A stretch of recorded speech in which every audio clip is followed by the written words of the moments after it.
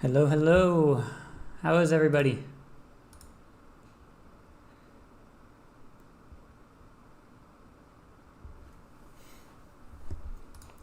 So let's begin. I'm just going to give it a minute for everyone to join. And can you guys let me know if you can hear me all right? I have a 10-second delay, so I'll just wait for you to answer. All right. See, people are joining in. Awesome, awesome.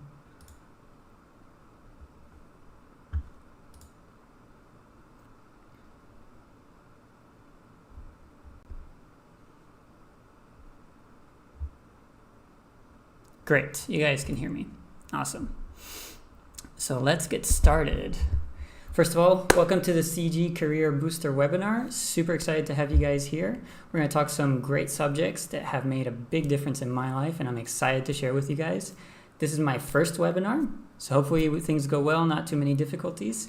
And before we dive in, I really want you guys to be focused. So please put your phones on silent, close all your tabs, put a movie on for your kids to watch, feed all your pets, and we can dive in. So, let me look.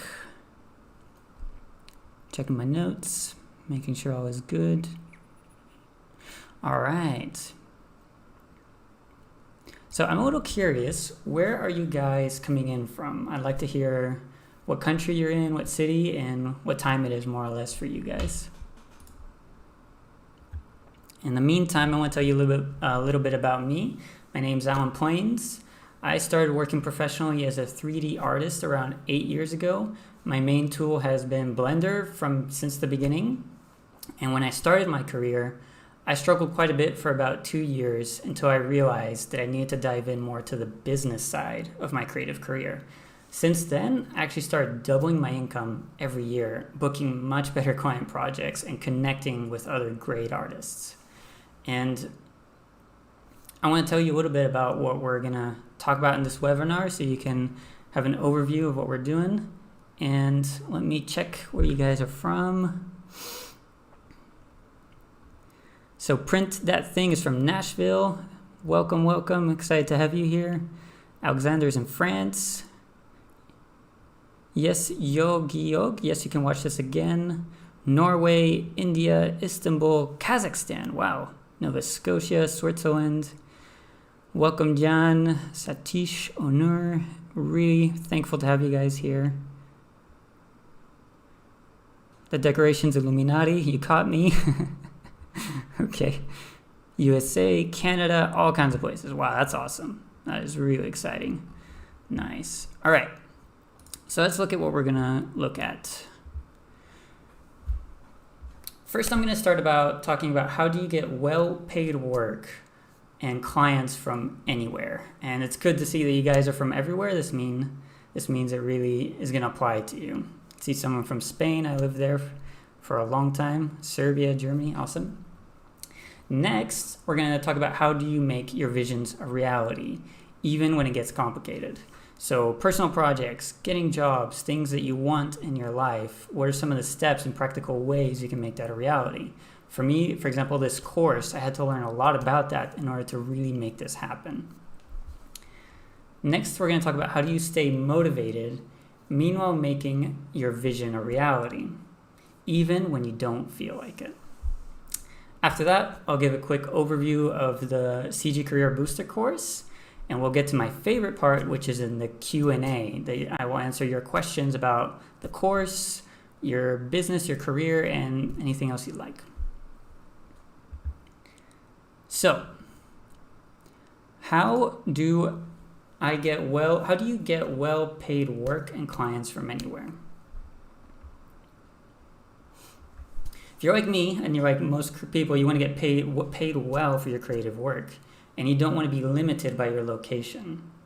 And now is actually an excellent time for this because due to the pandemic, a lot of companies are relying more on remote work, which means you have more access to all kinds of opportunities. Now, what artists usually tell me is that they want to find more clients or more opportunities, but in reality, what they actually might need is that they need less but more consistent, better quality clients and opportunities. Because in a way, we all know where to find some work. We can go to Upwork, to freelance websites, to all these places, but oftentimes it's not usually the really great kind of work. And the first mistake most digital artists make is they don't focus. They spread too thin and they try too many random ways to hope to get work and see what works. And oftentimes we lose motivation along the way. Just gonna get a sip of water. So their portfolio might look quite random. You'll see 2D work, 3D work, a character, a landscape, a sci-fi thing, architectural render, and there isn't quite a focus on that. And the problem with that is when you usually do get work, it's not the kind that the company values. So let's talk about two examples. And let's say you are great at 3D modeling and rendering 3D hard surfaces. And you apply to all kinds of studios and you end up getting work from around 10 companies. And you're making background objects for commercials, maybe a game or a movie. And you're making stuff like crates, street lights, random things in the background. The thing that will happen is that you'll most likely won't get paid very well. And you'll just feel like a small part of the project and like you really don't have a voice. And that's because you will end up working on something that the company doesn't really value.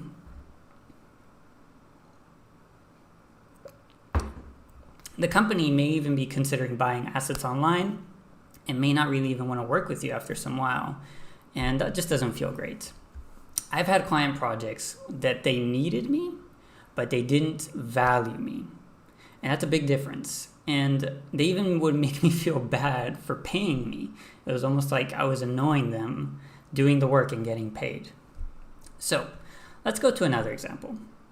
You're still modeling 3D surfaces, you're great at hard surface renders, but you decide to focus your portfolio and your efforts on high quality watch brands. Like that. And you end up being hired for only 3 projects where you model and render these beautiful watch animations. And you end up with fewer clients at a time, less work, less managing different clients and conversations, and you get paid much higher. The reason for this is because you're working on their most valuable product, and they want it to look great. Clients and companies, they all have creative problems and they're happy to invest money and time into solving them. And that's why if you focus your portfolio, your efforts, and you try and understand what they value and you communicate it to them, no matter where your location, you will start getting some really good projects. So here's my tip. When researching your next job or client, answer these 2 questions. Number 1, is what does the company value? So in other words, what problem am I solving for them and do they value it?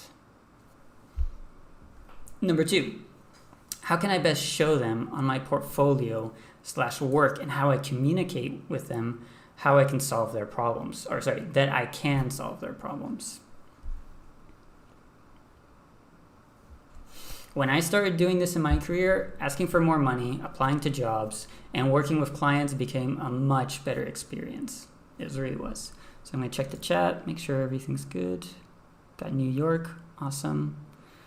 Got next to no work since COVID. All right. When we go to the Q&A, I want to hear more about that. Okay, next one. How do I make my visions a reality even when things get complicated? So I bet that some of you recently in your lives or in the last week, or if you heard someone say this to you, these words, I'm too busy, or I'm too tired, or I'm not that motivated. And it is true that the world is very busy. There's, if you go on art stations and platforms like Behance, you just see the art getting better and better, and it seems like just overwhelming quality. And it's like getting faster, and there's so many courses and tools. And I don't know about you guys, but sometimes even with Blender, it's hard to keep up with all the updates and all the features and starting to master them. But what I want to challenge you in is to change, instead of I'm too busy, I'm too this, I'm too that, is you feel too busy.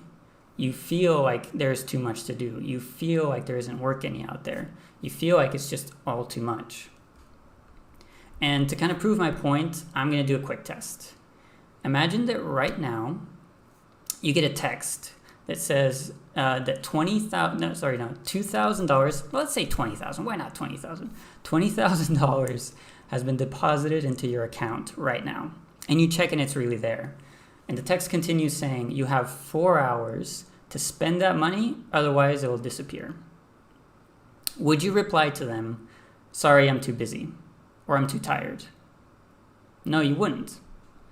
You would suddenly have the time, you would have the clarity and motivation to go spend it, even if you had a full-time job and kids. Even right now, as I'm saying this, you're probably scanning through your options and your mind's giving you ideas on how you could spend it, right?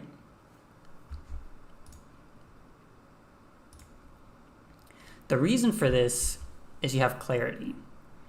There's a clear amount to spend, there's a deadline, and there's a reward. And when we have personal projects or goals, we want them to make them a reality. It's about cycling through these very simple steps that help you gain clarity. Number one is working on having a clear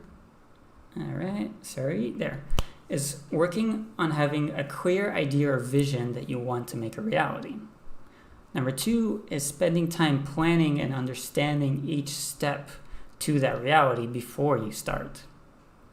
And number three is estimate a deadline to get the results you want.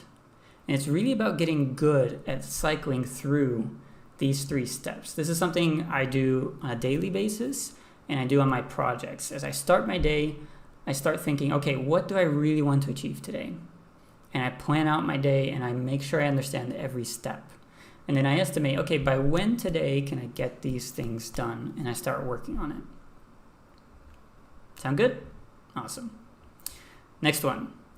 How do I stay motivated, meanwhile making my vision a reality, even when I don't feel like it?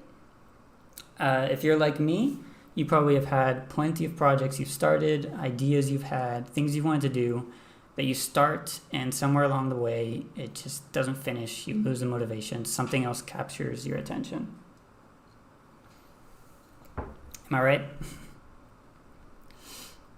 So let's go back to ArtStation and Behance as an example. Have you noticed those moments that you're scrolling through amazing work, you're watching a movie, you're playing a game, and you feel this burst of motivation?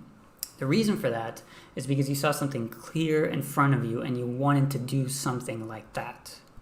Motivation, like I said before, comes with clarity. When you lose clarity, some thoughts start entering your head and your mind, like, can I really achieve this? Is it really worth the effort? So let's go over another quick example. Let's say you get an email with a job offer and they want you to model and texture 5 cardboard boxes. And they will pay you what you normally make in a month. And the deadline is only 2 days. So 5 cardboard boxes, 2 days equals a month's worth of your salary. I don't know about you, but that was instant motivation, right? The reason for that is that, number one, it's a reward that's clearly worth the effort. And that gives your mind and your body more motivation. Number two is that you know how you can achieve it. Most any of us will figure out how to model that cardboard box where you can see that. We're like, I can do that. And you know when you can achieve it. You can estimate a deadline. You can research tutorials. And you can figure out when you can achieve that. You make it work in those 2 days. If you had, again, a full-time job, 7 kids, 2 puppies, and a parrot, you would still find the time to sit down and make it happen. Even if you would even go buy cardboard boxes from a store and have them as reference and make sure you got them just right. You'd have this increase of motivation. The problem that we have is that we often try jumping into making things happen, like making passion projects, applying to jobs, without really sitting down and answering the important questions. And when things get complicated, we lose our clarity. Therefore, we lose our motivation to finish. And what we need to learn is to develop very simple skills that have amazing impact in our careers. And it's to research and to plan. So when you're going to make a portfolio piece, learn a new skill, or apply to a job, you can sit down, take in some good time to research, and answer these questions. Is it worth the effort? Should I find something even better? Oftentimes you have this great idea and you can sit down and go, okay, can I make something even better? Is there an even better job out there? Is there something better to learn? Next one. Number 2, how can I achieve this result? What are the clear steps? So before jumping in, research, is this possible for me with my tools? Check all your tools, check your resources like your time, your money, software. What do you need to learn to make it happen? And number 3 is, by when can I realistically achieve it? How can you break this down into smaller bite sizes so you don't try to eat the whole thing at once and make yourself milestones? It's like, by today I can model this piece. By that day I can model that piece. By that day I can finish and I can put on my portfolio and send job applications in a week or 2.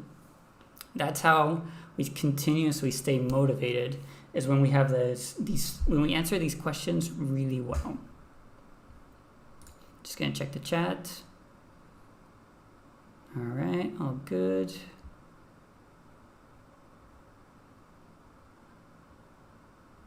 Yep, good. Excited to get into the chat soon. All right, now let's quickly go over the course and then we can get to my favorite part, which is answering your questions. So, we just recently released an early access to a course that I created with a clear vision to give CG artists and digital artists the knowledge and practical tools to find your ideal clients and work, book well-paying projects and jobs that you actually care about. So it's open, the early access is open until July 1st, midnight CST. It has a one-time price of a 40% discount. After that, we will close the doors, we'll finish the course, and we'll open it again, and it will only be on discount this week for 40%. And the early access has 3 main components to it.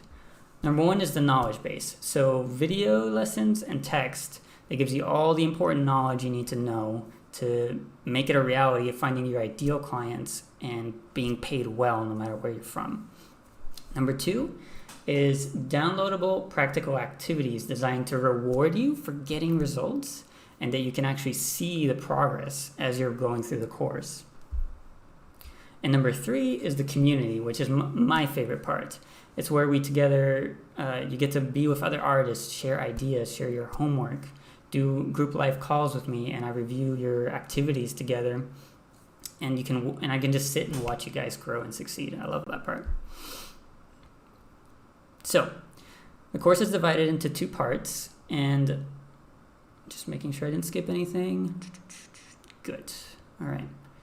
To 2 parts. Part 1 is all about mindset and habits. You can have all the information you need to succeed, but if you don't have the right mindset, you don't truly believe it's going to work, you won't have that motivation to actually do your best to finish and to get the results.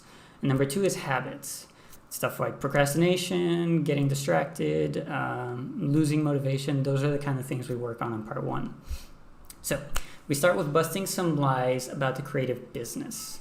After that, we talk about what great clients are looking for and what you need to be looking for in great clients.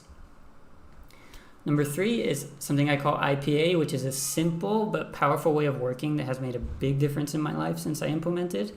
It's basically investigate, plan, and act, and we go into that in detail. Next is we talk about how to set powerful goals that you can actually achieve and that you care about and make a difference in your career.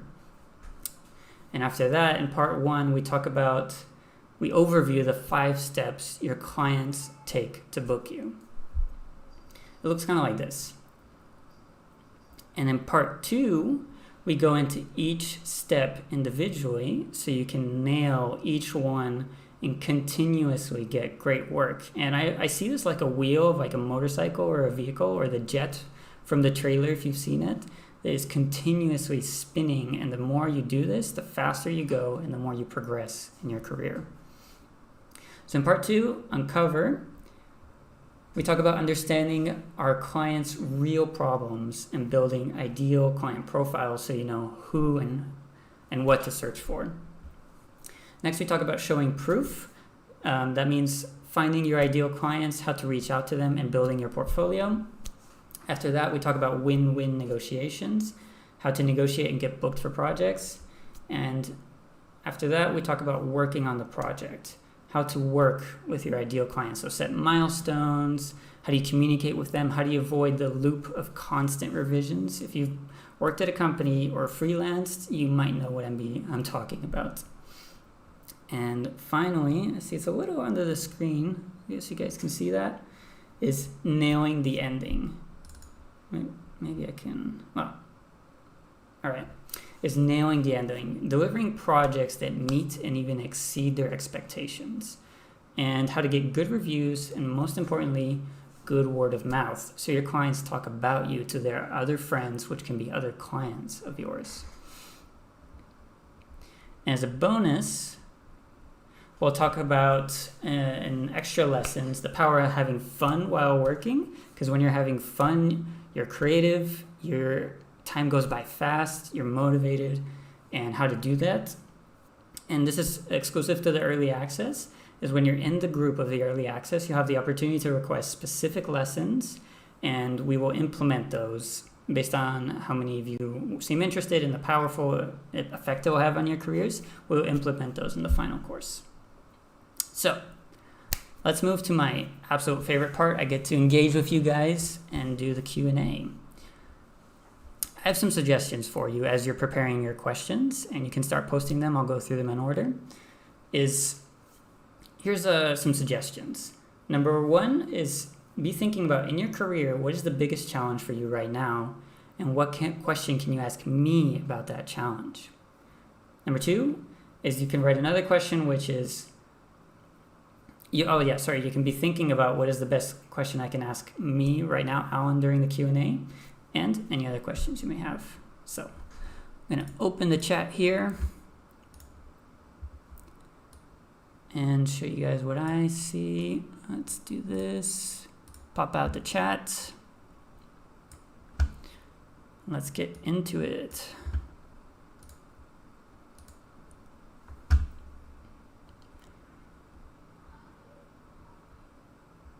All right. This is telling me where you're from. Yes, a lot of those places do pay very little. Yes, the video will be available after the webinar ends. Came 6 minutes late. You can check the webinar again, but it's all good. All right, let's see. Bunny Void, let's answer your question. If you're already an intermediate generalist modeler with a full-time job, would you focus on becoming a specialist versus maintaining clients, consistent with creating assets? Let me think. Intermediate generalist modeler for full-time job. So if you're already paid well and you're already happy there, and it seems like they'll keep you for a while, first thing I would do is make sure I save money. And I would save first around 1,000, I'm in Europe, so 1,000 euros for emergencies. And then if I can, about 6 months worth of savings before quitting a full-time job. And would you become a specialist versus maintaining client consistently? I don't know what you mean by specialist versus maintaining clients, but there's a way to be a generalist modeler while specializing in certain areas of modeling that you kind of become your own brand and you become known for doing something really well. The more you specialize, if you go too deep specialized, it's hard to find clients. If you go too broad, it's hard to find clients who will pay you well. So it's really about finding that balance where you stand out just enough and you have a big enough pool of clients. Let's say you have 1,000 or even 10,000 possible clients that could work with you. That's a good size that you can get a good chunk working with you. If you only have 100 or even 50 companies or clients that might work with you, that might be too small because they might be busy, they're in and out, they might have people working with them. All right. Hope that answers that question. Is online teaching a good way to monetize your 3D modeling skills? I also feel Udemy $10 revenue model is abusive these days. All right. So I just started teaching. Yes, definitely teaching is a good way if you're good at it. Udemy, Zach moved off Udemy. He wasn't quite happy with it. There's other platforms. The one we use is called Teachable. I recommend checking that out and making sure you have a passion for watching people grow and teaching them yourself. I really recommend that. So here, maybe this way you guys can see better what I'm looking at. Pretty much. Hi Marios. Thanks for being here. I'm not even gonna try pronouncing that. I'm pretty new to the CG profession. How can I achieve a balance between my anxiety of not knowing, doing research I have to do, and meet deadline without losing all my energy in the process? That's a very good question. I've struggled with that one. So the way I do it is, it depends what you're doing. If you have a full-time job or freelance work, at the beginning, before putting myself in too anxious of a situation to where I had to depend only on bad clients, I was delivering pizzas. I was working at Apple customer service for a while because I wanted to first know that there's always something I can fall back on, and it's not what my passion is, but there's something there to where then I can work at home and grow my passion and do the proper research before making the next step. So about meeting deadlines without losing all your energy in the process, it really comes down to what I call using IPA, which is you investigate the result you want and you spend a lot of time planning it. The tighter the deadline, the more you want to plan each step. For my webinar today, I really planned out every step of preparing this webinar because I had a very tight deadline, and it really made a difference. And without losing all your energy in the process, it's really about visualizing, in my case, thinking about what you actually want in your life, the results you're looking for, and having reference of that. So when I'm making a 3D project, I often have reference of the results and the quality I'm looking for. And that kind of keeps me always motivated when I feel lost. I'm like, oh yeah, that's what I'm looking for. Hope that answers your question. Oh, got lost there. All right. How much can I bill for a render made in UA4? Lycan, thanks for asking that question. It all depends on what the client values. Is the render the most important part of their company? And going back to the watch example, like a nice watch. If that's what the client really values, you can charge a whole lot more for it than if it's some small background piece or something like that.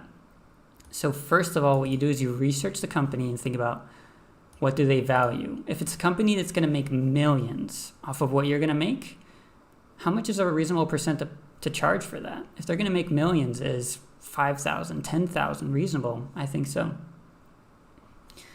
Matias Garate. I made a Spanish accent. I don't know where you're from. But let's see. Thanks for being here, man. Hi, Alan. How do you get your first clients? For example, if you come from a different background than your clients. If you come from a different background from your clients, how do you get your first ones? Usually the way I start is what gets me the most results with the least effort. So usually the way we like to hire people or the way we engage with things is when someone we trust tells us about it. So that means, imagine, your first thing you can do is think about if you know anyone or you know anyone who knows anyone who might introduce you to a possible client. That's number one. You tell everyone you know right now what you do, why it makes your clients' lives better. So if you do 3D models, if you do lighting, if you say, I do amazing lighting, which makes your animations pop and keeps people engaged to your trailer, you share about that with everyone you know who will listen to you right now, and you ask them, do you know anyone who might benefit from this? After that is you go research. That's my puppy. You go research different places, different websites. I can share, actually, let me share some good websites for you guys to check out. I'll actually post them in the chat in a second, so make sure to stay for that. This one's really cool. This one's called studiohog.com. It literally has just a list of all kinds of jobs from animation studios, VFX studios, game studios. So check that one out. So I would check out a website like this, or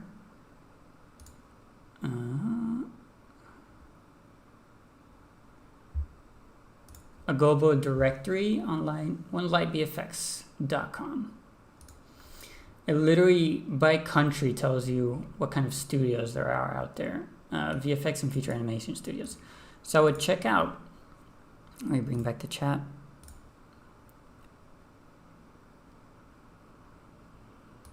I would check out these different websites in different places and be researching what kind of style do they do? What is the main important thing they care about in their animations? And I would start researching and thinking, can I reach that kind of style? Which companies will value that? And then find their email. Maybe a lot of companies have lists of people who work there. You can check out their Twitters. You can check out their Instagrams. Oftentimes, if they ask for jobs, they post them there. You can find out more about them, because if you connect with them, maybe they share the same games you like. They share a lot of passions with you. During interviews and when you send them a message, you can implement those kind of things. You can say, hey, I saw your work. I love your guys' stuff. I'm interested in the same kind of things. Would love to, in case you're interested, here's some of my work. Would love to get part of that. So hope that answers that question. Miguel Torres, what's your question? Is this course specifically designed for CG artists? Does it apply to game designer as well? I assume that it is for design. Yes, it does. We talk about a lot of the fundamentals on how to get work, on how to make things happen. And it applies to digital artists in general. As a new artist, what would you suggest would be a good starting point? Brian Saylor, a good starting point after taking courses. Thanks, Brian, for asking that question. Super glad to have you here. What would be a good starting point after taking courses? Ask people. Ask other artists, and other artists are generous. Other artists will be generous. Ask them what they think about your portfolio. Ask them if they think you're ready. They will be happy to answer you and let you know. Send me an email, and I'll check that out too. How long of the course is? I think it's going to be quite compact and condensed. I'm still finishing up some lessons. The idea is to make it around an hour and a half, 2 hours, but very compact and condensed with a lot of practical things for you to do. So I hope that answers that question. Hi, Owen. I have zero CG and an artistical background, but I'm really enjoying Blender. Great, Bruno. Glad to have you here. How can I know if my models, I love modeling, are good enough to start looking for clients? Same thing. Compare to other people who are already working. Ask other freelancers or other artists what they think of your portfolio. Just compare it and see if it's close enough. Find a niche market, okay. Jose Carlos. Hi, Jose. Welcome. Excited to have you here. Is it better for finding your first job or freelance work to clearly specialize, or to be able to show different parts of 3D in my case? All right, let me read that again.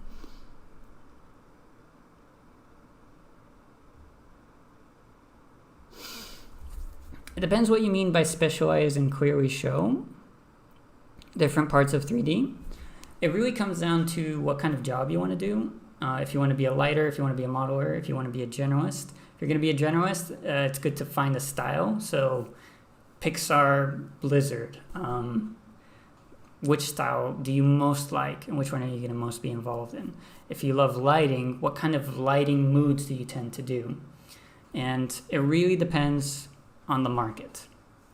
If the market is really hungry for stuff, and really like eating up people fast, like other, I know UX design and back-end development, stuff like that, people are just, they don't have to specialize as much. You just say, I know this, and you get in. It depends on the market, basically. So you want to specialize depending on what kind of job and passion you have. And you have to really be looking at these websites I shared and be understanding how many, are there hundreds of companies in this market, and what do they seem to be most hungry for? Then you specialize there. You get that feedback in that way.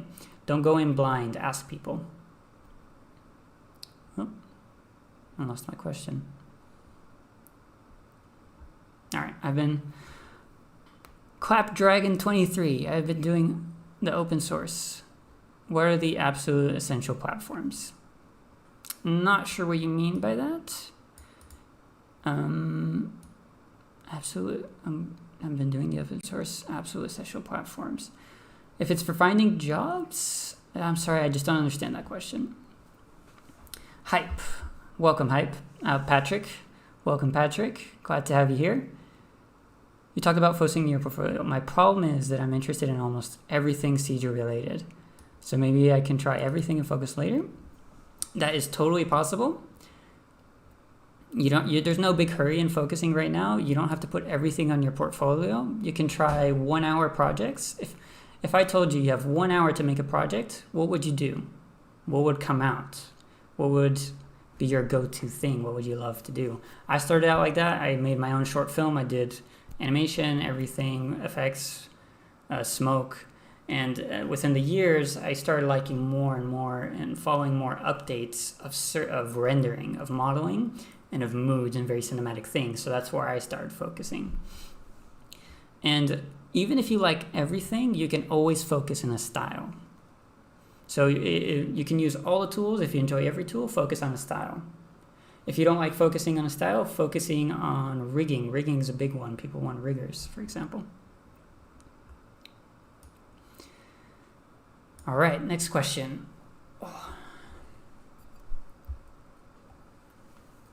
Daniele Inab, welcome. My main problem is where to find those clients. Do I go looking for emails?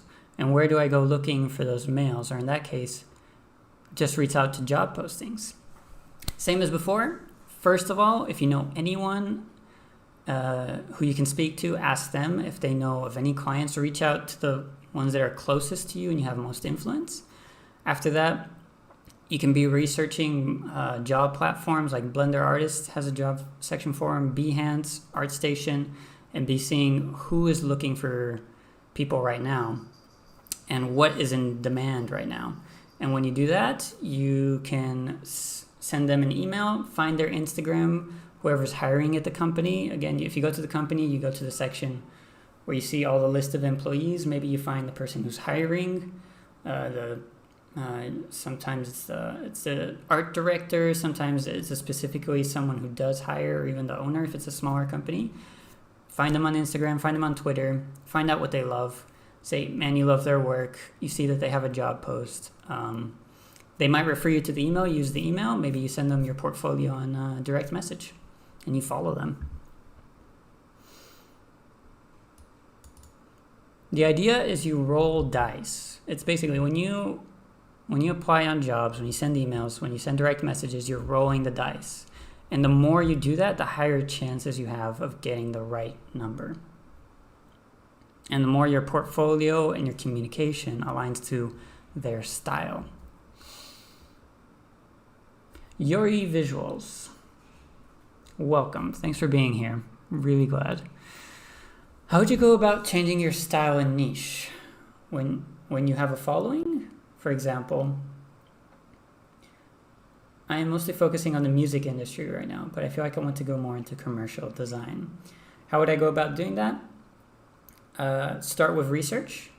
Start finding the kind of companies you would want to work with. Is it a big enough? Is there lots of companies in that style? Are they buying what you want to sell? Are you passionate about it? And if yes, start contacting people. Start listening to podcasts and immerse yourself in that thing.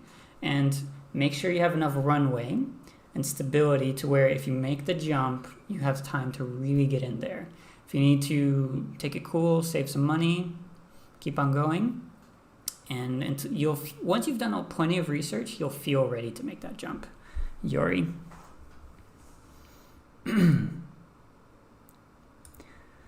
Tasha, welcome. What do you think about CG Trader? Is it worth to model specific stuff you're the best at?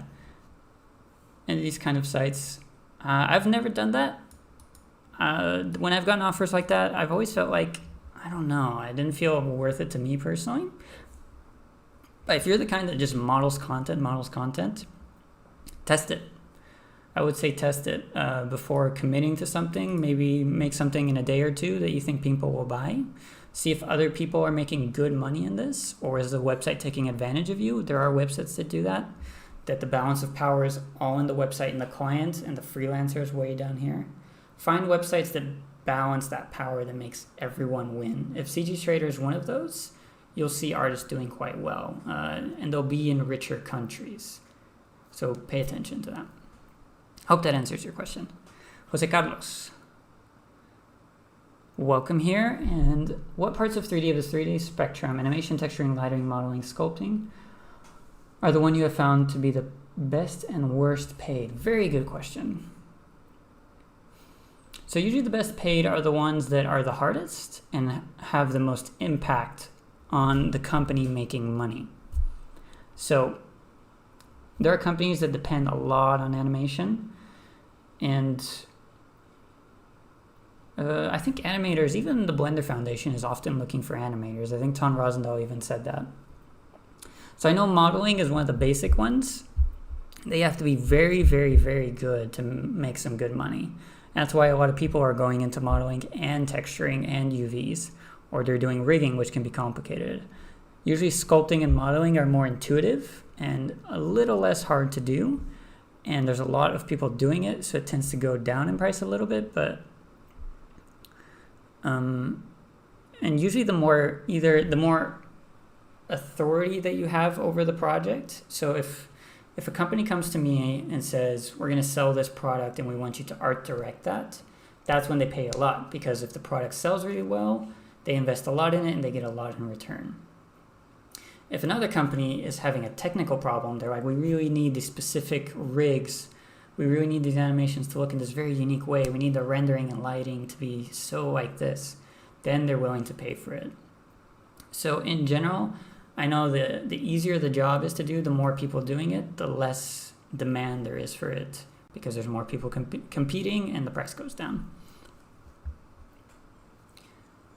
Yogi again, would you rate the Blender network? It doesn't seem that well used. I've never used it, and I reviewed it, and I would ask someone from the Blender network themselves that seem to be doing well, send them a quick message and ask them how it's doing. I personally haven't, so I wouldn't be able to answer that.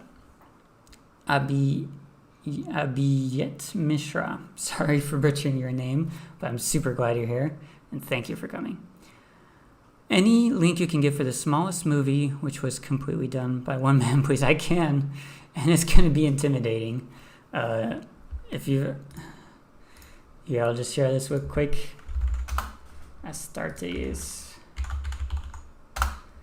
This is amazing, and I would not. This is a very rare thing. This guy is good.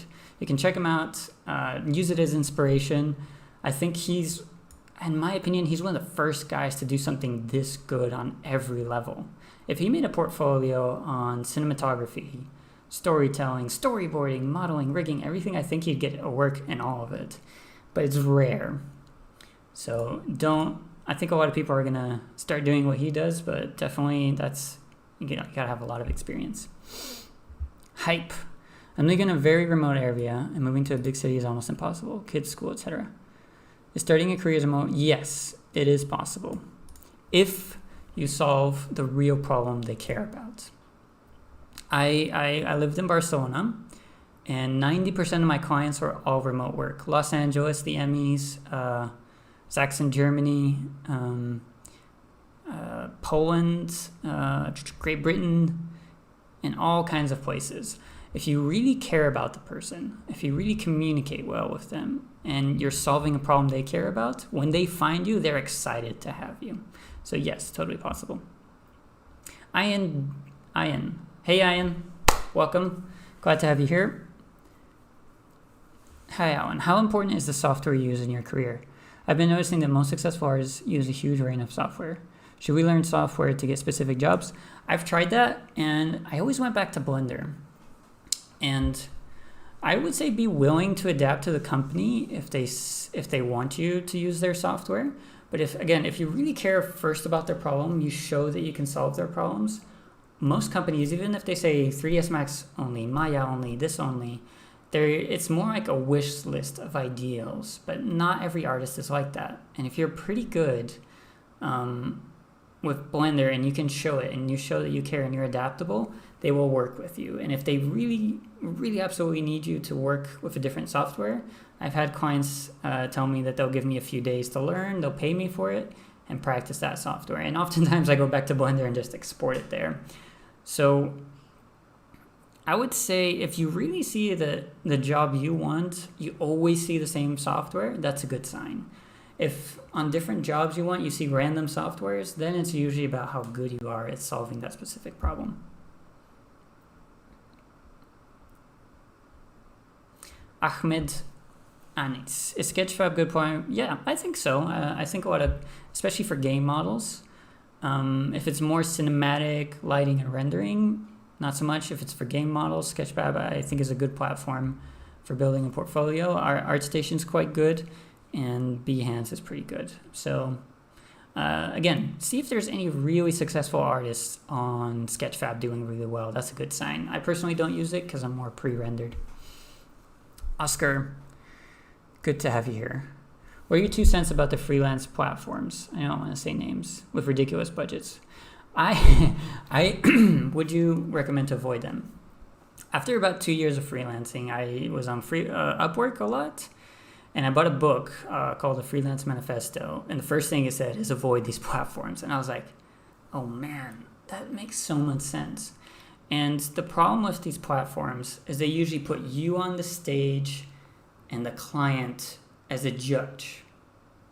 And when the client has that mindset as the judge, it's almost like you're there to serve them and to please them and make them happy. And it's not a good position to be in. You can. Some people do well on these freelance platforms, and you can even test it out to see if you even want to freelance, but I personally don't recommend it.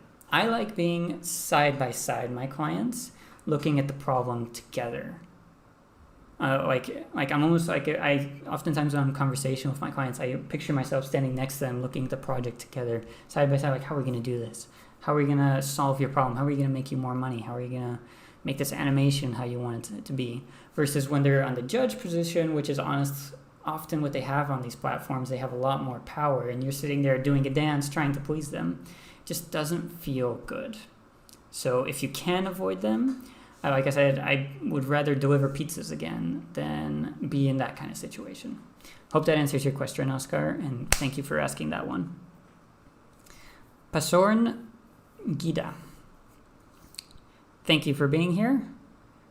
I am working in branding, design agency, and picking up CG skills. What would you advise? Write this question down, Pasorn. How does CG skills impact the branding design industry? What problems can I solve that they care about? Be thinking about that. Ask if you're already working in that industry. Get feedback from people. See about how the CG skills can be that thing that takes you to the next level in that industry. If it's not it, find something else. Find another creative answer. Pavel Tarasenko. Hi, Alan. Thank you for being here, Pavel, first of all. Hi, Alan. How do I find the first job like a 3D artist? Same as before. Roll the dice. Start with people you know. Ask other artists. Try and get someone to introduce you to the client or the job, if possible. If not, immerse yourself in the type of company you want to work in. Find a way to communicate with them. Email, Twitter, Instagram, a way that the client seems to be very active and looking for answers. You can even go to forums where the type of clients you want to work with, they're looking for their answers there. Sometimes we ask ourselves the question, where do I find clients? An even better question is, where do clients find me? How do I make myself available there? Because there are people actively looking for you right now. The question is, how are they going to find you? Arthur Machura. Thanks for asking this question, and thank you for being here. Is it possible to rewatch this webinar? Yes. It's going to be filmed. I'm going to edit it down and release it again. Yogi Yog again. Thanks again for your questions. I'm glad you're so motivated and involved, man. I'm very good at Blender rigging, but is rigging very platform specific?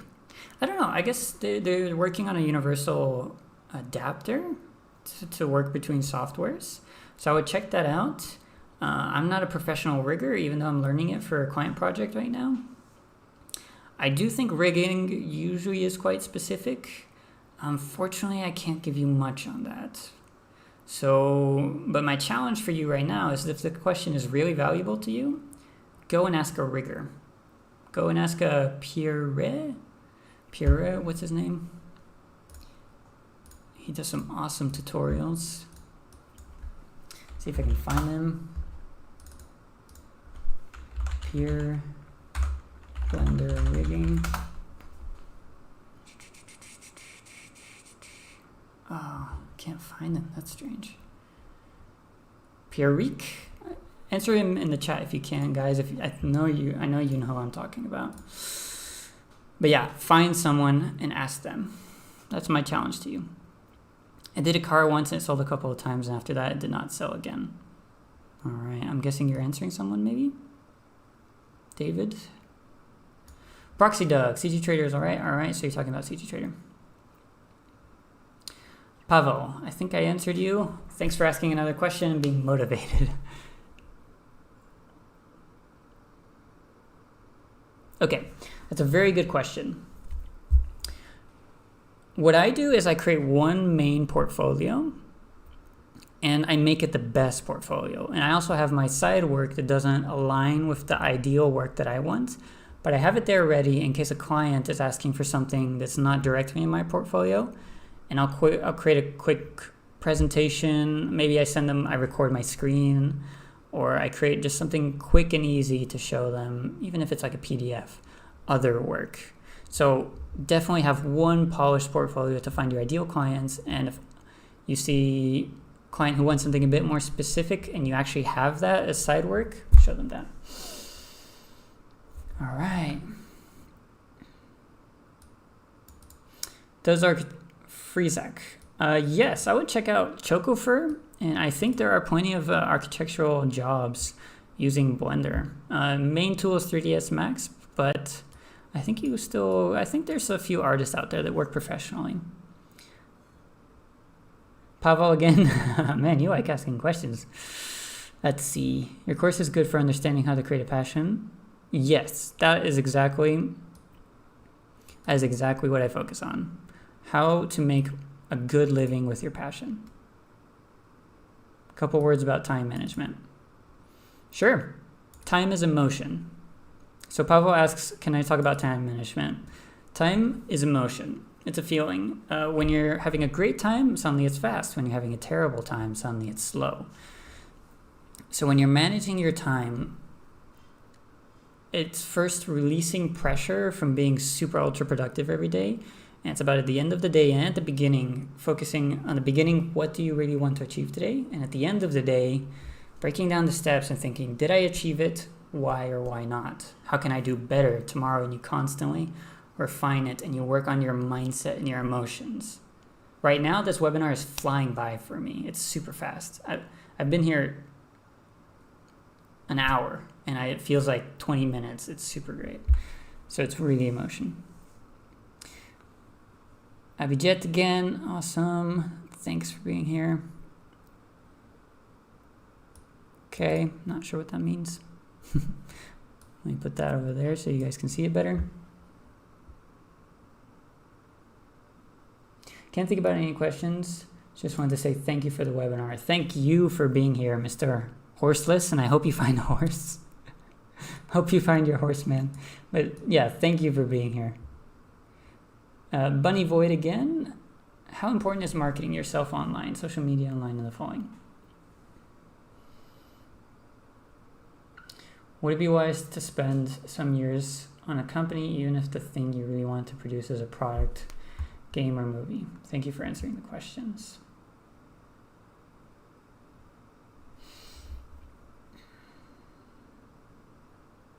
Just making sure I understand the question.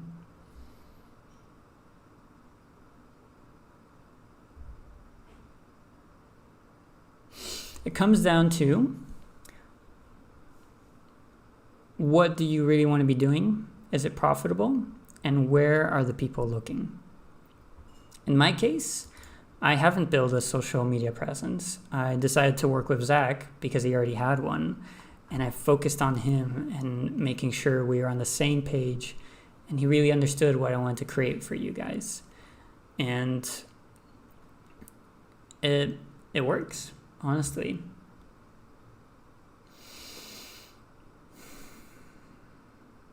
Social media is really helpful in many ways. It gets you more present. But the thing is, I see a lot of people trying social media blindly without really understanding what they're trying to say. And me, before I even try to gain Instagram and Twitter and a bigger following, I want to make sure my message is really clear, people care about it, and that they'll be engaged in those platforms. So if you see on Twitter the people you want to work with, the things you want to do are really present there, then yes. If you don't see it, go find where they are. Go work with them. Hope that makes sense. Because oftentimes, it's like, is a paintbrush or an axe better? My question is going to be, which one do you want to do? Do you want to chop a tree down, or do you want to do a painting? Because obviously you want to paint with the axe and chop the tree down with the paintbrush.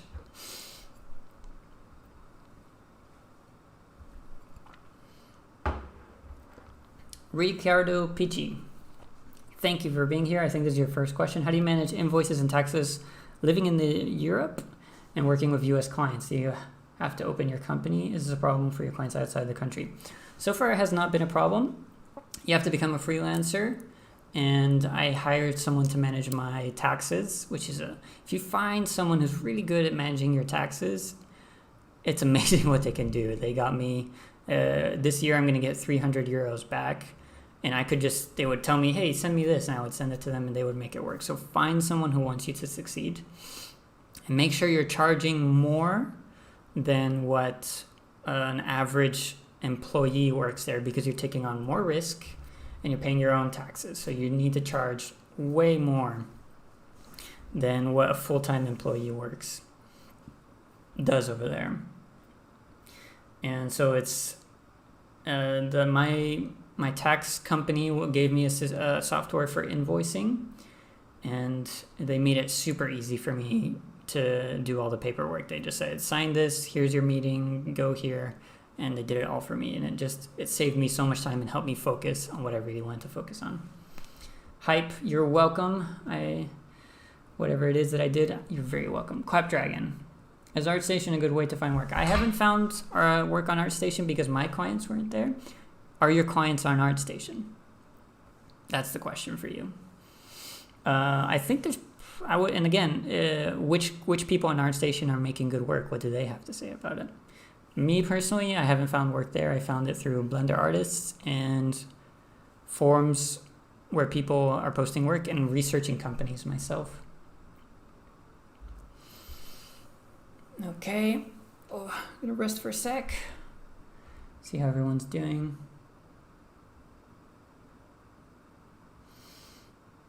Yeah, I'll share the links with you guys since you're asking for that.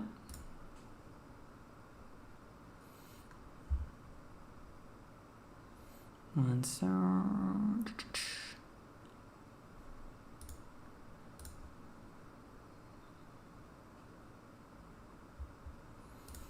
Someone's asking for the links. These are really good links. Here you go. Check these out when you have a chance.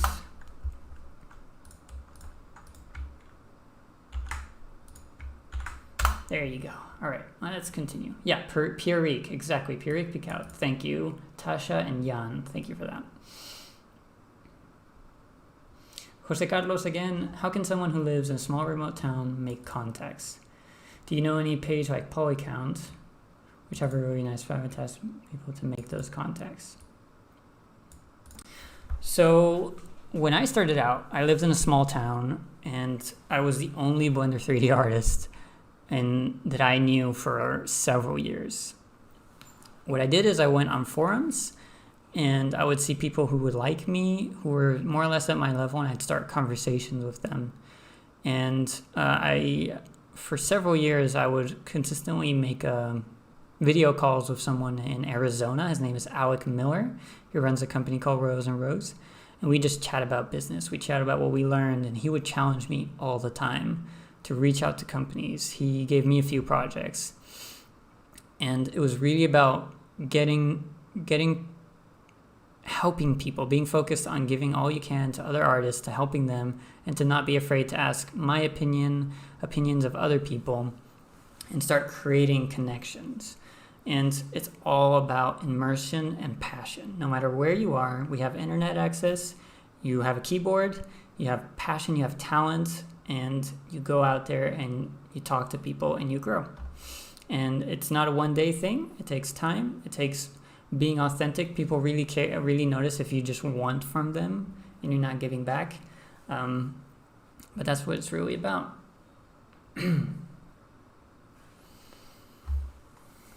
Ooh, it's getting hot in here. Is it hot where you guys are? Pasoran Gita, thanks for being here. We're always doing key visual packaging design and product render. Is Blender able to get high-res printable images? Yeah, for sure. You can set the resolution and render products. Yeah, for sure. I mean, yeah. Am I answering this properly? Yep. Yeah. Join Discord servers. Yes, for sure. Join the course. We have a community there if it's a good timing for you. You're very welcome, Bunny Boyd. Hope it's useful.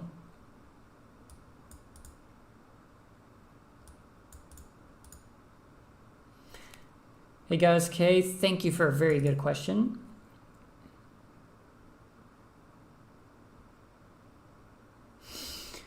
Does the course get you in touch with potential customers? I plan, during the early access, I'm planning on bringing in some of my clients and having them talk with you guys and let you know exactly what they're looking for and how they're going to hire you if they do. I have plenty of contacts. So if you join in and there's actual work and I see the potential for you to do it, I will put you in contact with them.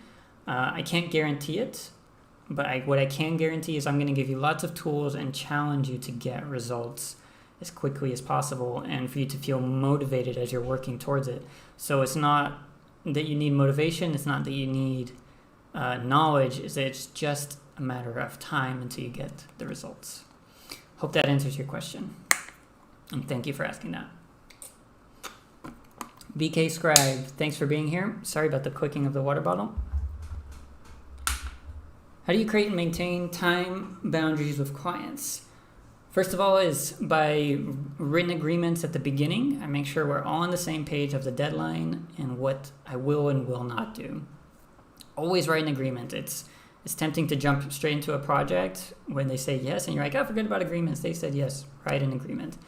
After that is be communicating with them what you will and will not do as you're working with them. Not being super aggressive, but like by this time I want to have this. These are the time that I have off. This is when I'm available. And if clients seem to get nervous, they seem to call you outside of your time, it's always nice when you remind them that you're both working together towards their goal, and that you need rest and you need time to work at your best and get them the results they want. Freesack Page, all right, let's see your question. If you have to rank profit from Blender, modeling, animation, rigging, game assets, movies, and VFX. Rank profit, what can make the most profit? Out of all of those, if I absolutely had to answer one of those, what gives the most profit? The thing is, inside of those, depending on your skill level, you get paid more or less. So I think the most you're going to make is art directing in games and VFX, or freelancing and being established as a brand yourself, as a style. Like there's someone like Ash Thorpe, there's people like Ian Hubert that they've established a style, and at that point you can charge pretty much whatever you like within reason, because they want you and your style. That's how you make the most money profit-wise. Or if you sell a product that solves a big problem for a lot of people at a good price, which is what I'm hoping to do with the course for you guys. Jan Betbeze. Okay, thank you. All right, you're welcome. What did I answer from you? Oh, couldn't copy them. There you go. Glad you got them. All right, let me answer the last question real quick. We have an email. All right, well, actually, let me get to Arthur. Hey, Arthur. Thank you for your previous answer. Be coming back this way. My question is, would you advise to create a website or just use existing platforms to have a portfolio? Depends on your level of experience. The great thing about the website is you get to establish your own branding and message. If you are starting out, I would go simple first. Like I created a simple art station before I moved on to my own website. So have something simple first, get used to it. Really think about the message you want to send. We actually teach that in the course. We talk about how your portfolio communicates your message and gets clients already wanting to hire you as they read through it. And when they email you, you're practically hired. So we do talk about that in the course. But definitely the good thing about creating a platform, it's more time consuming, but you get to be very direct with your message and your work. And during the course, we'll also be going over all kinds of ways of creating that. Not on a technical level, but on how to actually use the technical to make powerful portfolios. So simple first, then get slightly more complicated and powerful. Pavel, it is very okay that you ask several questions. Whew. No, it's pretty cold here. Oh, you're cold? Jeez, where are you at, Proxy Doug?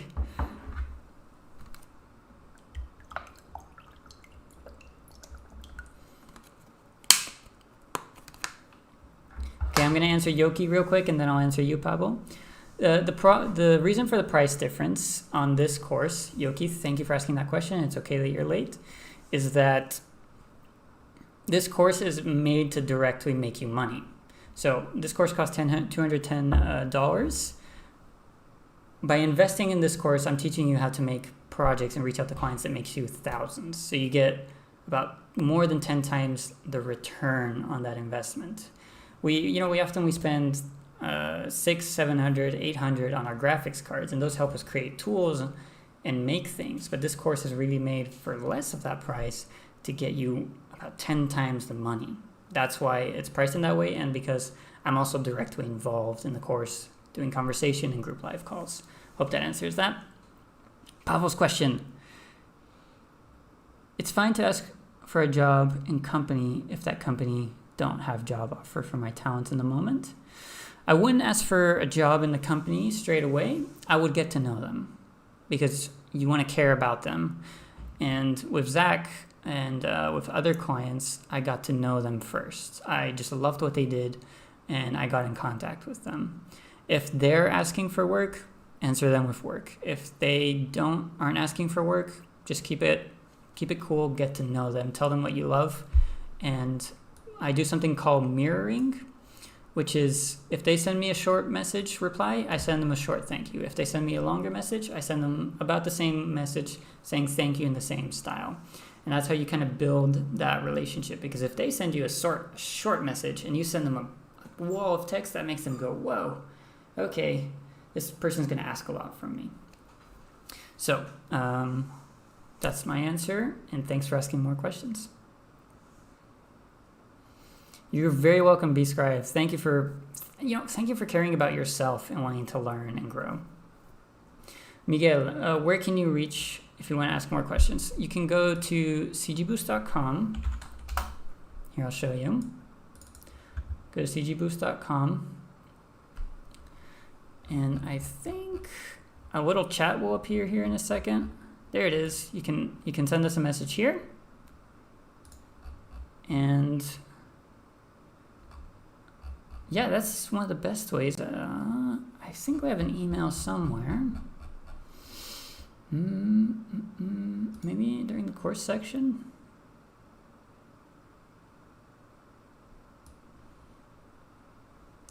All right, yeah.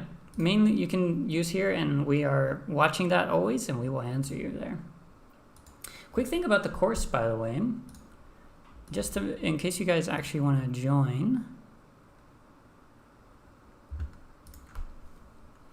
make sure you use the coupon early access. So you hit boost your career now.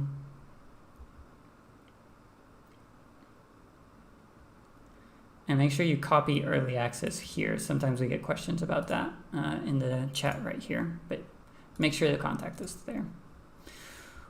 Okay, how long will the course take? It's around 8 weeks. I say that in the trailer, but 8 weeks for you. Like, it's around 2 hours of videos, but they're really compressed, and it's about watching them over and over again to really get that information in. And doing the activities takes a while, and then reviewing the homework and working together with the community. So I estimate around 8 weeks. With COVID, work seems harder to find. Is it better to take anything for now, or wait for hoping to find better jobs or contracts? Thank you, Samuel. Great question. I don't think, in my experience, COVID has shifted things.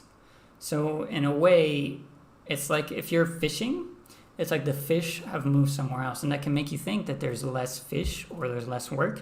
And in my experience, in many ways, there's more work in other areas. So the question you want to ask yourself is, what companies are investing right now? What companies are trying to grow? There's companies like that are being hurt by the pandemic. They're not looking to grow, they're looking to survive.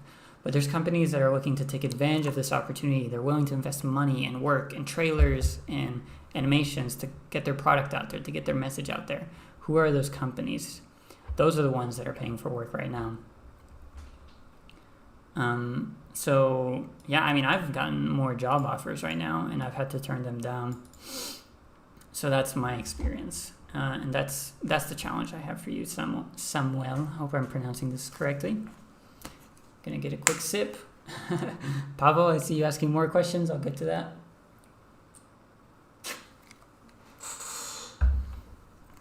Wiser 2K1, don't worry if you missed it. We will. I'll be re-uploading the webinar for you. In the meantime, in case you don't have it, you can be thinking about these questions to ask. Maybe I can put this somehow on the side for you guys so you can see the questions I recommend you to ask. Okay. Awesome.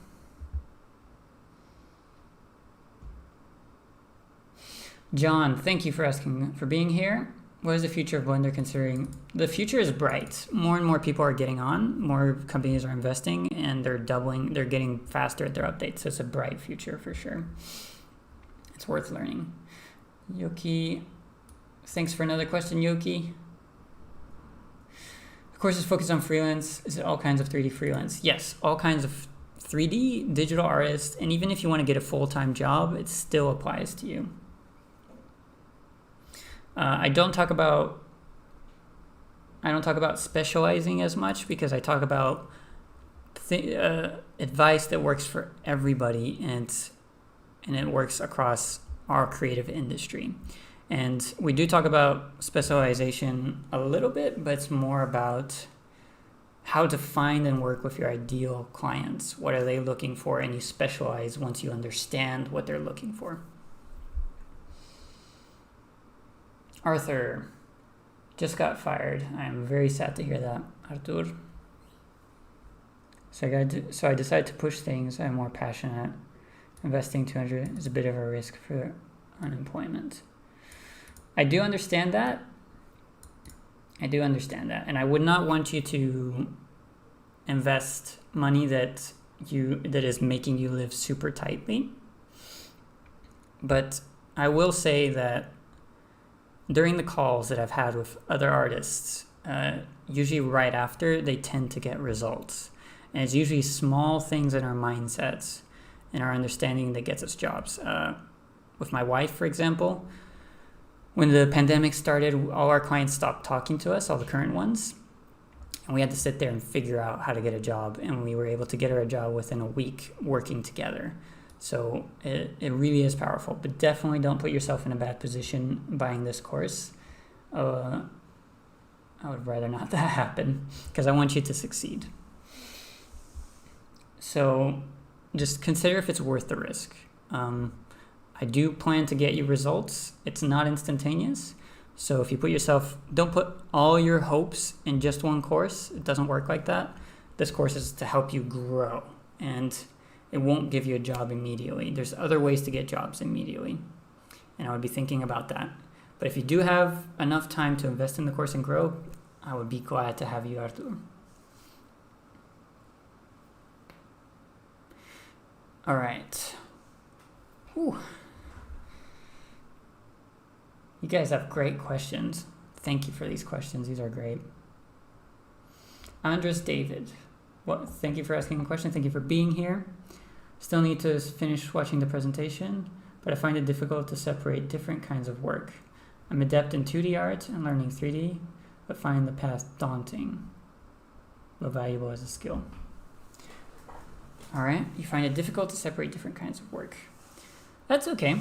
That's okay. I would say take your time, and being good at 2D is definitely helpful to 3D, and especially now that 3D and 2D are blending, check out the grease pencil.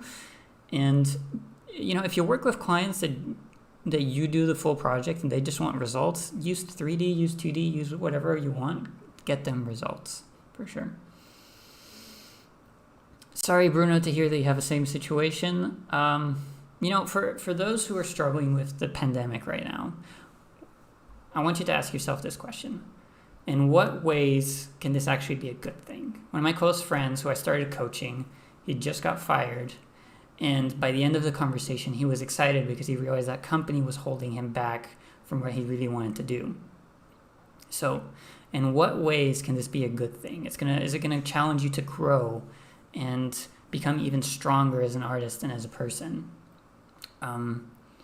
In what ways can good come out of this? Be thinking about that. And definitely accept the bad things that happen. Don't ignore those, process those, but also be thinking what good things can come from this.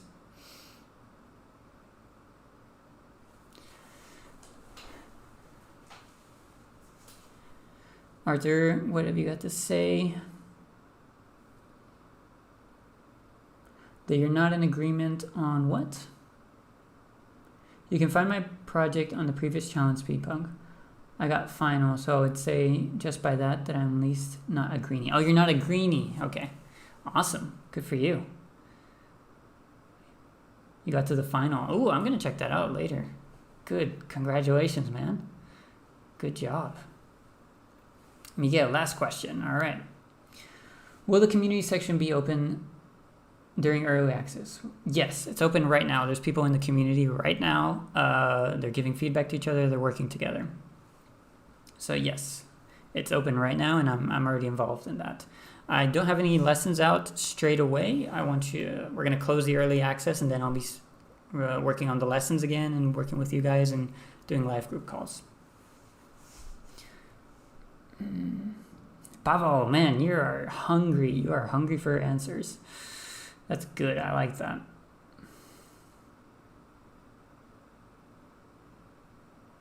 So, if you're a generalist, become a brand, Pavel. If you're a specialist, be really good at what you do. Both, I think, can be paid well. By becoming a brand, I mean making sure what you do generally doesn't feel like just every work out there. If you use all kinds of softwares and tools, make sure your style is you. Immerse yourself in the style you want to create. Don't try random things. If you're going to be a generalist in the tools, specialize in your style. If you're going to be a specialist in the tools, really make sure you're really good and fast and efficient with it, and that people want that specialty, like rigging and stuff like that. If you're a specialist in something like rigging and stuff, your main competition, and I don't like that word so much, but the main thing is innovation, is tools start getting more and more automatic. You're keeping up with that and making sure you specialize in other ways. Why is there 2K? Don't worry about it. Pasrangira, is this course suitable for Blender beginner? I would like you to have some professional experience. It doesn't have to be in Blender. If you're a graphic designer, if you're a motion designer, if you're a website designer, it's still useful. If you're completely new to Blender art and profession, I would say make sure you have some comfort in Blender and you can create decent work to where you think you might start being able to make money, because we go straight into making money. If you're not there yet, take some more courses, take some more time, don't be in a hurry, get good enough till you feel like you're at that point. Vinay Vanshare. I'm butchering your guys' names, I'm so sorry. Vinay, thanks for being here, and thank you for asking a question. How would you suggest that a student get work experience while being a student and build a network, so that once uni ends, I find work? Get in contact with artists that are one step ahead of you. Show passion, immerse yourself. You have time right now as a university student. You have, if you're pretty young, you have lots of flexibility in your motivation. You're able to stay up late a little bit. You're creative, you're talented. So get to meet people. Ask people questions. Don't be afraid to ask good questions to artists. Say you admire their work and you want to know what they think. And that's how you start building a network.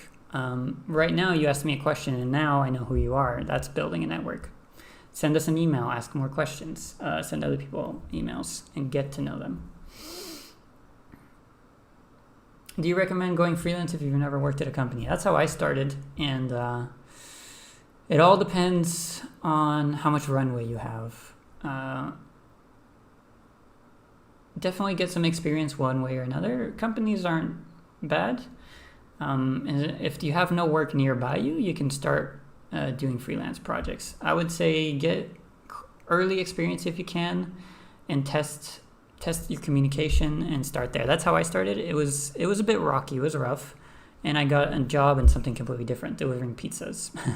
And I did that part-time, and I freelanced part-time. So make sure you have some stability in that.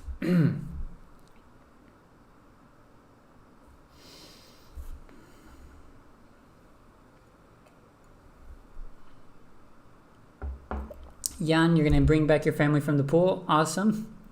Hope they had a good time. And if you jump in the course, I will be happy to have you there and work together. Chris, thanks for being here. Thanks for asking a question. Do you know how tool development compares pay-wise with job like modeling, texturing, etc.? I'm a total newbie in programming. I had to force myself to learn how to code. So bigger companies usually want tools developed for them to solve problems during production, and I think they pay quite well. If you are developing a tool for smaller companies, I'm not sure how that works. I know Pixar and bigger companies would pay you quite well to solve their bigger production problems. And if you want to go smaller, I recommend selling a product. And if you're selling a product, sell something that solves a big problem for a lot of people that they care about. I see products on Blender Market and on different places that they're interesting, but they don't solve problems I care about. And they're like, oh, okay, like it's cool that I can do this thing, but I don't understand how that makes my life better. So make sure you create products that do that.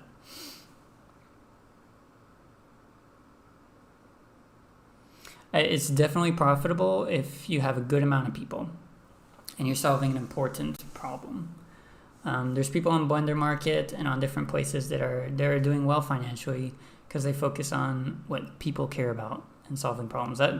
That's what this course is about, solving problems you care about and making sure that I'm relevant in that way. And I don't do it on a technical way. I do it on a knowledge, encouraging, coaching way.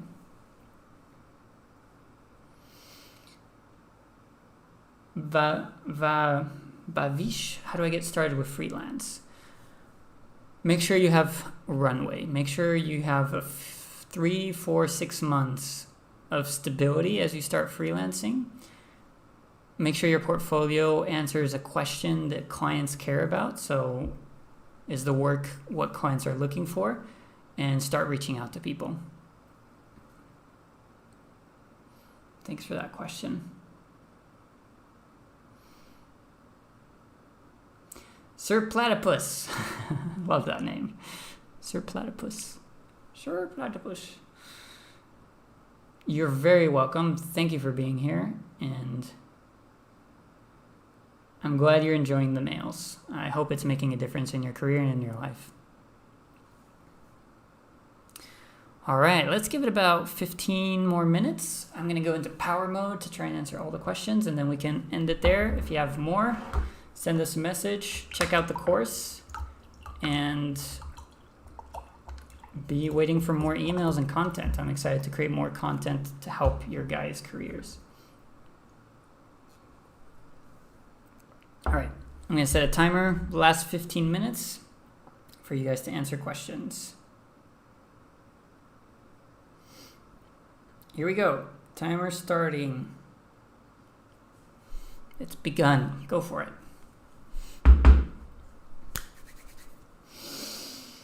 Jose Carlos.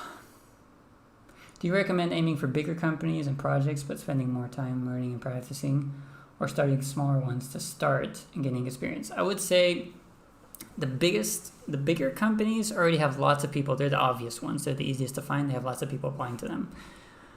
You can get work there if your skill and your projects match exactly what they're looking for. If not, start with smaller, a little bit harder to find companies, but they are paying decent money for you, and start getting used to working with them, having more communication. They're more flexible and they're more engaging usually. Start there, get used to that, and you can work your way up. Clap Dragon, do I need to learn coding? Do companies look for it? I've never had to do coding. I'm more of a storytelling type guy. For that, I don't need it. It really depends on what the company's job post is. And if it's a bigger company, they usually need specialist coders. If it's smaller companies, my experience, not so much. It depends on what you're selling. It really depends on what you're selling and what your value is there. So it's again the same question. Do I use an axe or a paintbrush? Depends on what you're trying to get done. Depends on what the results you want. Coding is a great tool. What are you trying to do with coding? I can afford the cost of the course, Andres. All right, and have some stability. Good. I'm glad you have stability with a growing stack of reasons to drop less than ideal day job. All right. Well, Andres, it sounds like a good situation to join in the course, because I do not want you to quit your day job and risk yourself, but I do want you to grow out of it naturally to where it's obvious. I started working at Apple customer service, and within 3 weeks, I started getting more freelance projects to the point where it's like I had to quit the job to jump into the freelance work. And I asked them, like, can I work part-time? They said, no, we can't. I said, all right, I have to quit. And they're like, man, okay, like, that's crazy. Even all of my colleagues were like, you're quitting already? And I'm like, yeah, I got too much freelance work. And they'd be like, they would ask me, they'd be like, oh, well, my cousin's trying to freelance, can you help him out? And that kind of stuff. So maybe just make sure you don't jump into the unknown too much. Make sure that you've done your research and you're doing it with passion and you see that there's a need for that. Andres, you have lingering self-doubt. What is your self-doubt about? I would think about. Is it the price of the course? Is it, can I actually make it? Is it, what is that doubt? And will this course help you overcome that doubt?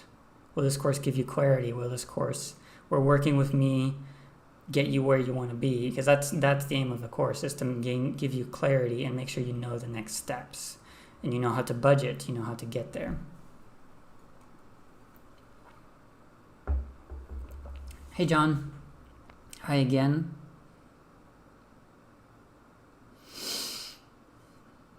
A movie On movie, several professions are involved. Photography, do I need to all of these to create a Blender movie? If you want to create a Blender movie, yeah, you do need to know photography, scene preparation, stage. You do need to know, if you want to create your own full production, yeah, you need to dive into each one, for sure. Or know people who want to work with you and can do that for you or guide you through it. Pavel. More questions. Awesome. Getting to know you, man. How evaluate the value of my work on my own? How do you evaluate the value of your work? Ask people who want you to succeed. Ask them what they think about it.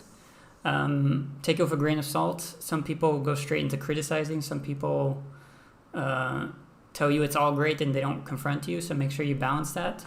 And give it some time after you finish and compare it to other work. And don't be intimidated by the amazing ones.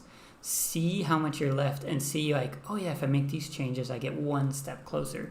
Because you become happy not by reaching the top of the mountain, but by growing, by consistently growing. That's how you reach the top of a mountain. You can't sprint to the top of a mountain.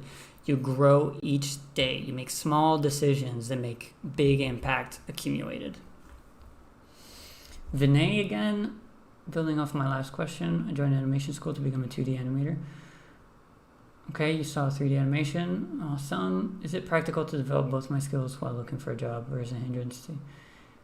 So I would say with 2D animation, make sure you learn the fundamentals. And that way, if you jump into 3D, you already know the fundamentals. And at that point, it's just a question of knowing the tools. If you know the fundamentals, the tools are there to empower you. They're not there to slow you down. So, and it depends on what kind of work you want to do. If you nail 2D animation really well, then jump into 3D, that makes you so powerful because you can use 2D when needed and only 3D. There's times I wish I knew more 2D animation because I knew I could solve some things quicker that way. First, Hoban 0. Yes, you can do the course at your own pace, for sure. Full-time job, that's fine. I expect a lot of people to have full-time jobs. And we will be doing group live calls where we answer different kind of questions, bring up interviews, and you'll have that content later to review on yourself. You can ask questions in the group and answer it and look at it on your own time. All right. How many more of you are in here right now? There's about 70 of you guys still here. Wow, I'm proud of you guys. You're sticking through. And I hope you're focused. I hope you're not distracted. Bye, Miguel. Thanks for being here. And hope to see you in the course if it really helps you.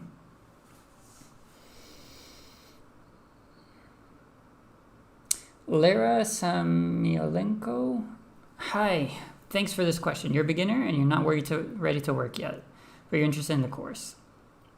The only reason you shouldn't buy it right now is if it puts you in a tight spot financially. Good thing about buying it right now is it's a 40% discount and that's not coming back. You get to see ahead the road you're going to do and have a clear road to get there. Just don't expect results straight away then. That's about it.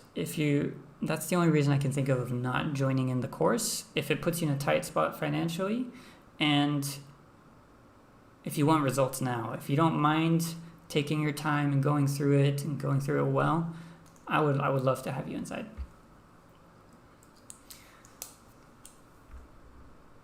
Seven more minutes, guys. 7 more minutes for questions.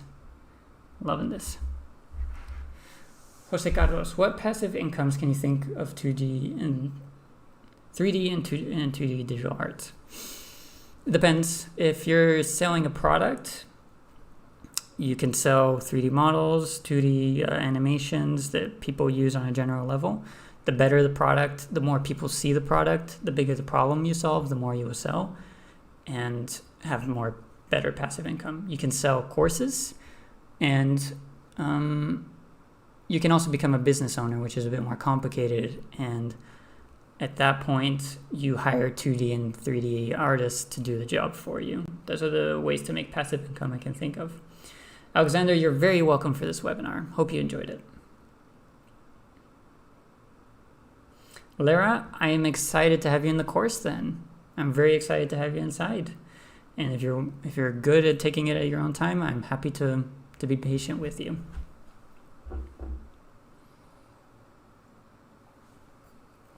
All right, so far no more questions.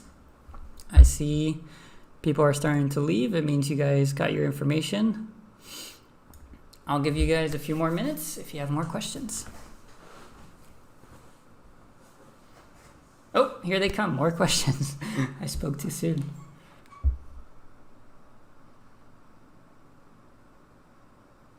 Very good question, Andres, on social media overload.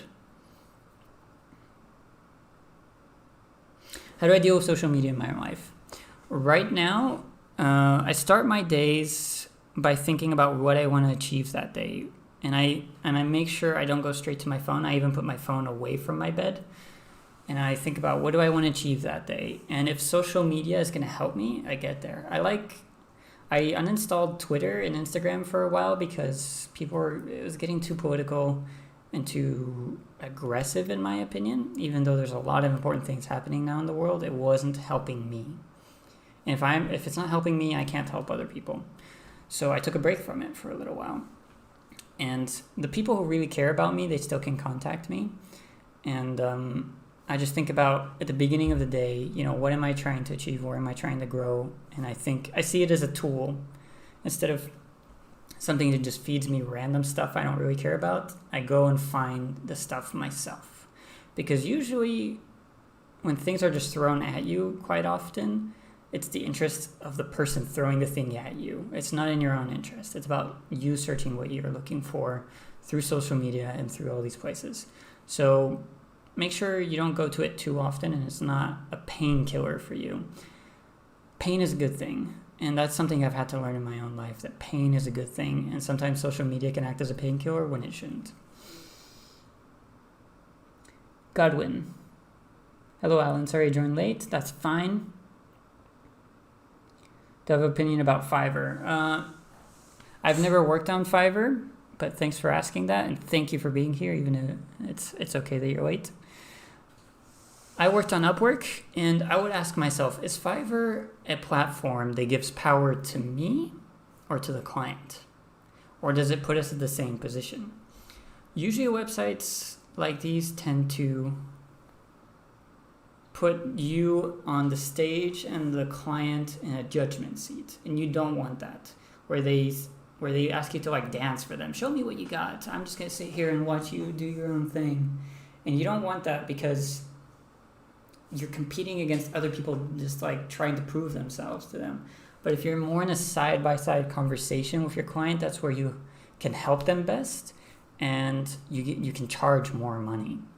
So if you can, work away from those websites, because that's what everyone finds. That's where everyone tries to go cheap.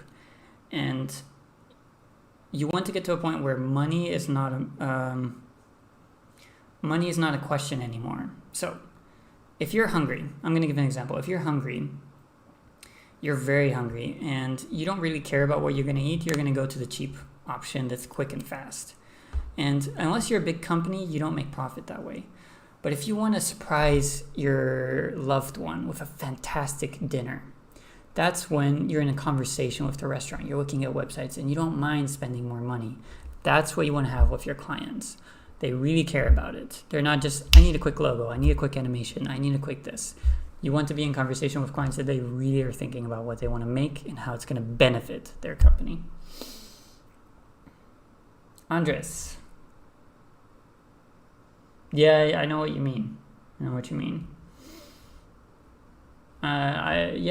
I did it too for a while, and I completely get it. You want to be hearing from people that want you to succeed.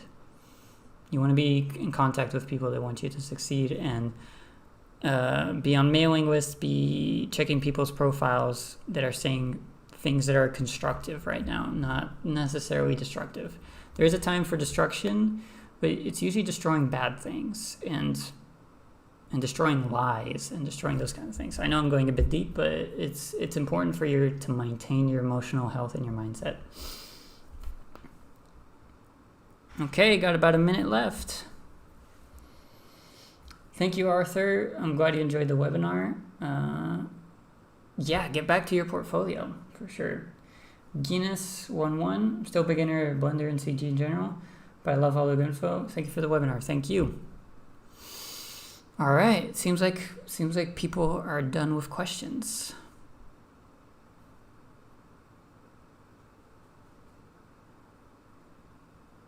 I'm gonna give it about another minute. See if anything pops up. Pavel, your last question.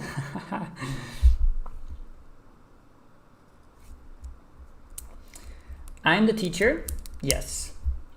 And I plan on bringing in guests to have conversations with me and with you guys to where you can ask them questions about what they're looking for in their work and their freelancers. But it will be mainly me, yes. Thanks for asking that.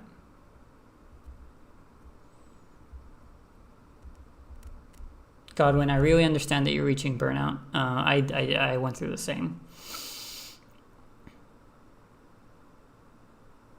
And I'm glad you're gonna try a different approach. Really good for you, man.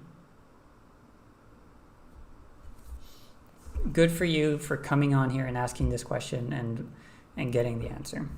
Good for you.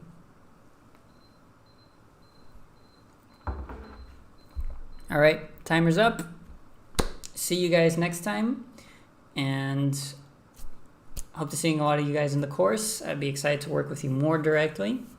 If it's not the right time for the course, stay engaged in CG Boost, because I plan on continue writing emails and creating content that boosts your guys' professional career.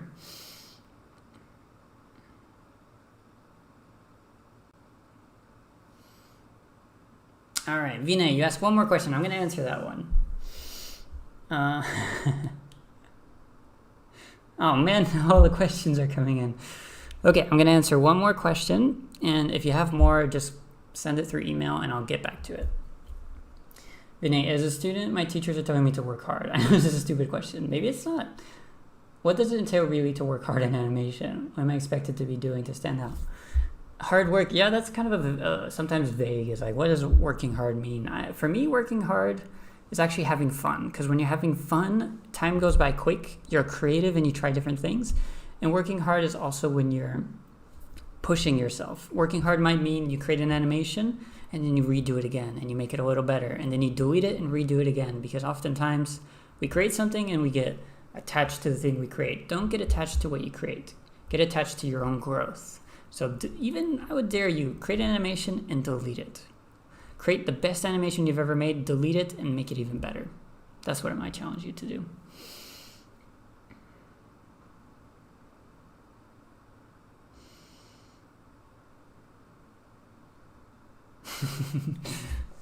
Yeah. Okay. All right, it's time to end here. Unfortunately, good things have to come to an end. This was fun. I hope to do more live streams with you guys and to keep on answering questions. And I hope to see more of you guys. You have been great. You've been engaged. And I'm just thankful for this opportunity to work with you guys a little bit and to answer your questions. And I hope to see you more. All right, I'm ending here. See you around.